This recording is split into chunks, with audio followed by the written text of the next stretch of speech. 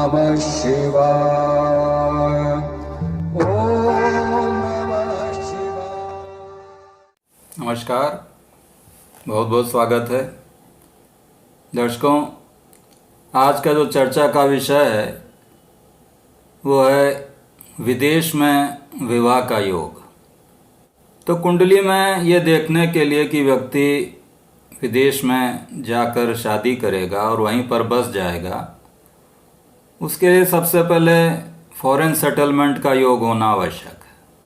ये देखना आवश्यक है कि व्यक्ति का विदेश में बसने का योग है कि नहीं, और साथ ही ये भी देखना पड़ेगा कि विदेश में विवाह होगा कि नहीं। अब फॉरेन सेटलमेंट के लिए जो भाव देखे जाते हैं उसमें चौथा भाव जो है वो मुख्य भाव है। यदि चौथा भाव पीड़ित होगा या चौथे भाव का स्वामी पीड़ित हो या किसी अशुभ भाव में हो, जैसे छठे भाव में, आठवें भाव में, वैसी स्थिति में विदेश में सेटलमेंट का योग बनता है। लग्नेश जो है, लग्न का स्वामी यदि 12वें भाव में बैठ जाए, छठे भाव में बैठ जाए, तब भी विदेश में बसने का योग होता है।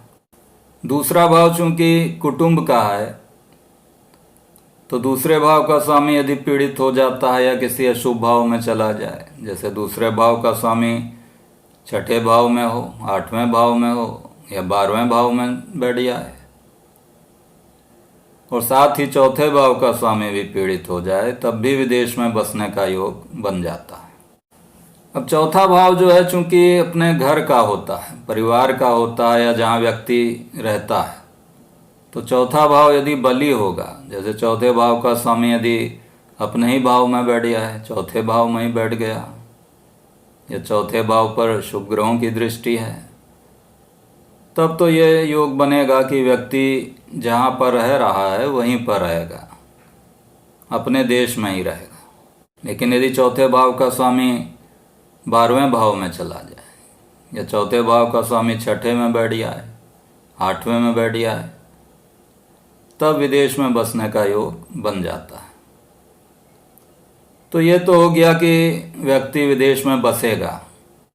अब ये देखने के लिए कि व्यक्ति का विवाह किसी विदेशी से होगा या विदेश में होगा,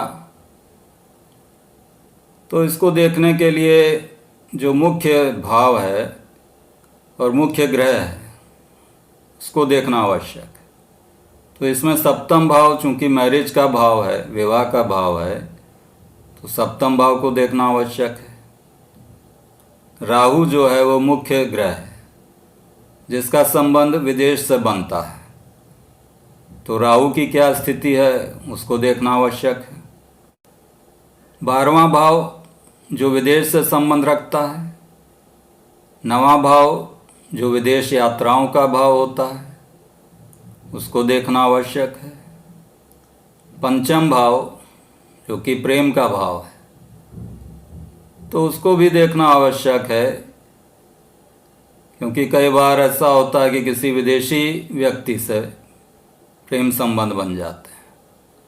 तो 5म भाव की स्थिति क्या है, 5म भाव का स्वामी कहाँ पर बैठा है, उसको भी देखना आवश्यक होता है। तो इसमें राहु की मुख्य भूमिका होती है। अब राहु का संबंध यदि सप्तम भाव से बन जाए, राहु यदि सप्तम भाव में बैठा हो या 12वें भाव में बैठा हो, तो ऐसी स्थिति में विदेश में विवाह होने की संभावना बन जाती है। या जो सप्तम भाव का स्वामी है वो 12वें भाव में बैठ गया है, 12वें भाव का स्वामी सप्तम भाव में बैठ गया है, और उसका संबंध राहु के साथ हो जाए, तब भी एक विदेश में विवाह होने की बहुत अधिक संभावना बन जाती है। सप्तम भाव और 9वें भाव के स्वामी का संबंध बन जाए कि 9वें भाव का स्वामी सप्तम भाव में बैठा हो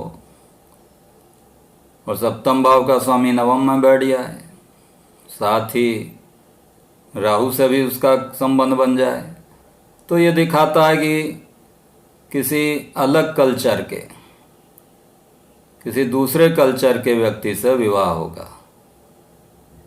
ये जरूरी नहीं है कि विदेश में विवाह हो तो विदेशी से ही विवाह हो, अपने देश के मूल के व्यक्ति से भी विवाह हो सकता है। लेकिन जब 9वें भाव का इन्वॉल्वमेंट हो जाता है सप्तम भाव के साथ या पंचम भाव के साथ, पंचम भाव के स्वामी का संबंध 9वें भाव के स्वामी के साथ हो जाए और साथ ही 12वें भाव का भी उसमें कोई संबंध बन जाए, तो ऐसी स्थिति में विदेश में विवाह होगा, किसी अलग कल्चर के दूसरे मूल के व्यक्ति से विवाह हो सकता है। तो इस प्रकार दर्शकों आपने जाना कि विदेश में विवाह होने के क्या योग बनते हैं। तो आशा है कि आपको ये वीडियो पसंद आया होगा। कृपया लाइक करें, सब्सक्राइब करें, शेयर करें। धन्यवाद।